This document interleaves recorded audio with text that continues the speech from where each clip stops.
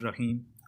आज के पीके में एसएस फीमेल का जो टेस्ट हुआ तो उसके जो सवालात थे और उनके जो सही जवाब हैं मेरी नज़र के अंदर वो आप हज़रात के गोशे गुजार करना चाहूँगा।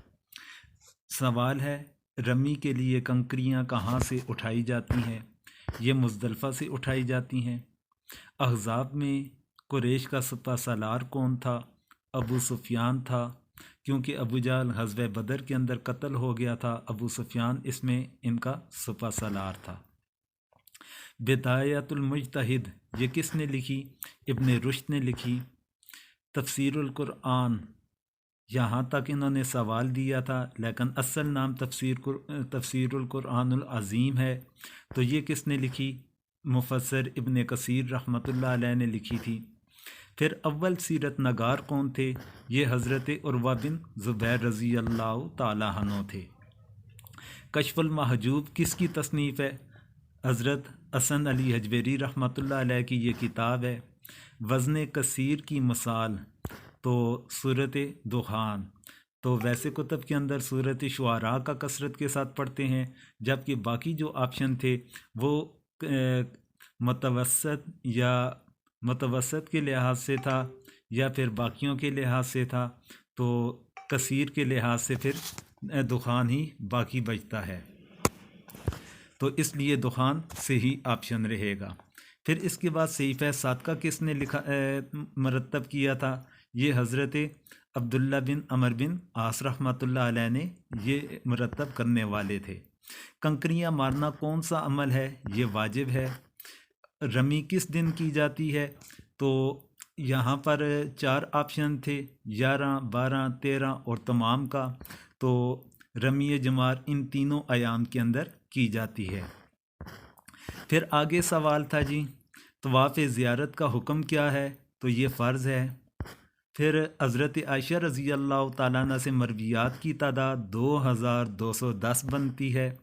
आनाफ के नज़दीक बग़ैर मार मुकर्रर किए नकाह का क्या हुक्म है?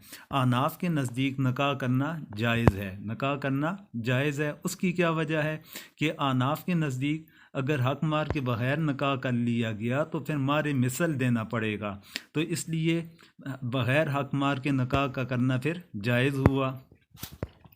वेई की बुनियादी तौर पर कितनी अक़साम है? वेई की बुनियादी तौर पर 2 अक़साम हैं।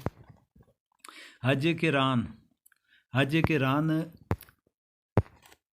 अच्छा हज किरान के मतलब ज़हन में सवाल नहीं किया, सवाल था तो इसलिए इसका मैं जवाब नहीं दे पा रहा कि इसका क्या मतलब है।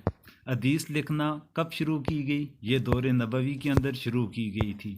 यौमुन नहर ये कौन सा दिन बनता है? यौमुन नहर ईद अल अज़हा का दिन बनता है, यानी कि 10 ज़िलहज। अगर ऑप्शन के अंदर ईद अल अज़हा था तो ईद अल अज़हा करेक्ट होगा, और अगर 10 ज़िलहज था तो उस सूरत के अंदर 10 ज़िलहज बनेगी। फिर इसके बाद अगले सवाल की तरफ जाते हैं। यौमुल मरहमा, यौमुल मरहमा ये फ़तेह मक्का का दिन बन रहा है। मोता किसकी तालीफ़ है? ऑप्शन के अंदर इमाम मोहम्मद का भी था और इमाम मालिक का भी था, इन दोनों ने मोता लिखी थी।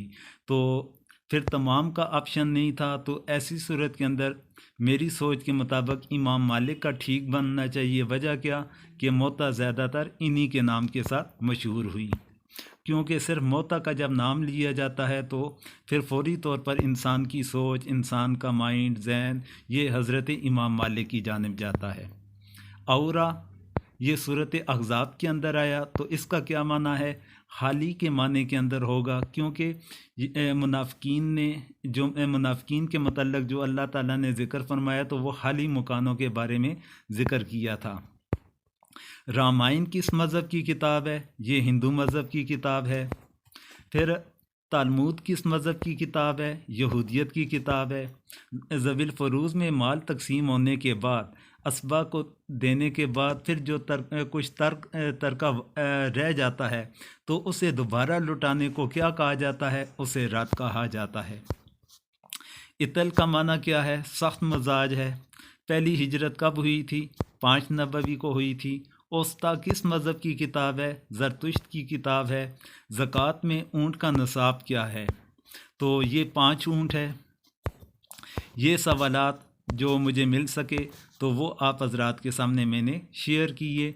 मेरे ख्याल में इनकी तादाद 40 के लगभग है, पीछे रह जाते हैं 4 या 5 सवालात, तो वो मुझे अभी तक मैसर ना हो सके, तो इसलिए इन्हीं पर इक्तफ़ा किया जाता है।